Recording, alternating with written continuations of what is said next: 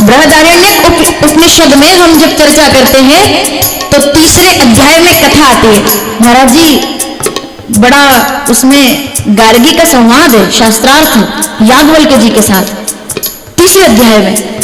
तो गार्गी ने जाकर के सवाल किया, वो पुनः पूछने शास्त्रार्थ क्यों हुआ। जनक जी की सभा में जनक जी ने 1000 गायें खड़ी कर दी और उनके सिंगों पर 10-10 सोने के सिक्के बांध करके कहा कि जो शास्त्रार्थ जीत जाएगा ये सब गाय वो लेकर जाएगा, सोने के सिक्कों सहित। शास्त्रार्थ होते थे पहले, हमारे कैलाश मठ में भी होता है, जिसमें हमारे यहाँ गुरुकुल के बच्चे भारत की सरकार से सम्मान प्राप्त करके आए हैं। एक बार जोरदार ताली बजाएं आप। तो शास्त्रार्थ जो जीत जाएगा उसको ये गाय मिलेगी सोने के सिक्कों।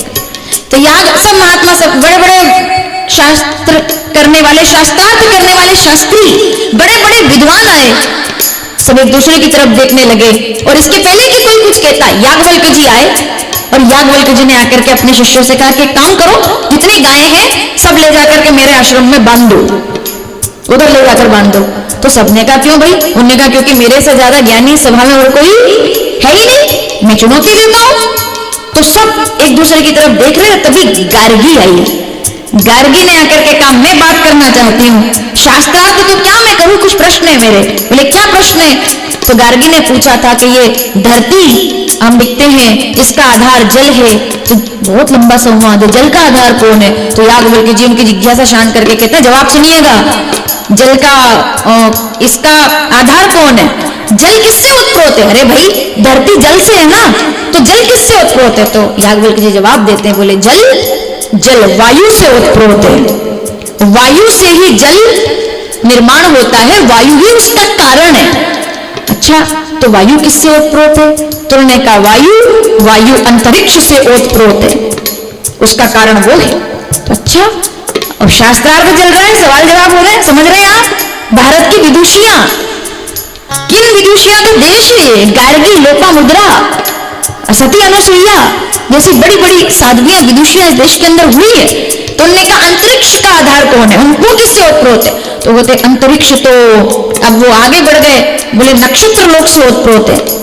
नक्षत्र लोक किससे ओतप्रोत है? तो उन्होंने कहा वो आदित्य लोक से उसका आधार है। आदित्य लोक का आधार कौन है? बोले वो हम चंद्रलोक की बात करते हैं, चंद्रलोक का आधार कौन है? ऐसा कहते हुए देवलोक, फिर इंद्रलोक, फिर प्रजापति लोक इसका आधार है। प्रजापति लोक का आधार कौन है? तो उन्होंने कहा ब्रह्मलोक इसका आधार है। और अब इससे आगे प्रश्न मत करना, तुमने सारे सवाल पूछे, मैंने जवाब दे दिए, इससे ज्यादा सवाल मत करना। वो सभा वहां भंग हो गई। आगे जब मौका मिला तो गार्गी ने फिर पूछा कि मैं फिर वही प्रश्न करती हूँ, इन सब का कारण कौन है? तो याज्ञवल्क्य जी कहते हैं इनका कारण है सूत्र, और सूत्र का आधार कौन है? सूत्र का आधार है आकाश, आकाश से बड़ा। अब जरा सुन लीजिए सावधान, आखिर का जवाब आपको आनंदित कर देगा। तो उनने पूछा आकाश से भी तो कोई, आकाश किससे उत्प्रोत है? आकाश किससे ऊर्जा लेता है? तो याज्ञवल्क्य जी कहते हैं आकाश को ऊर्जा देने वाला है अक्षर तत्व, अक्षर तत्व वेत्ता। उस अक्षर के बिना इस सृष्टि में कोई काम पूरा नहीं हो सकता। अब वो अक्षर मुझे याद नहीं है, वो आप मुझे बताएंगे कि वो एक अक्षर कौन सा है जो जगत का आधार है, जिससे पूरी जगत की सत्ता है।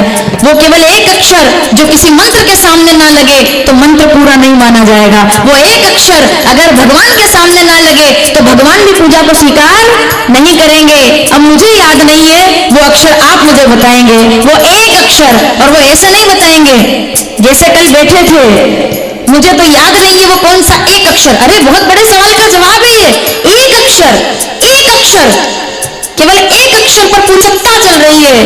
अक्षर तत्व वेत्ता उसका विचार करते हुए कहते हैं कि वही सबका सार है, वही सार बिंदु है, वही नाद है, वही बिंदु है, वही सार है। आइए जरा हम भी जाने वो अक्षर कौन सा है। एक बार आंख बंद करके और एक साथ बोलेंगे कौन सा अक्षर है? ओम, ओम, ओम नमः प्रणव, उसी की सब आधार पर है। वही मंत्र है जो जगत में सार देने वाला है। तो हमको गुरु से क्या मिला? हमको मंत्र मिला, तभी तो भक्तों ने गाया।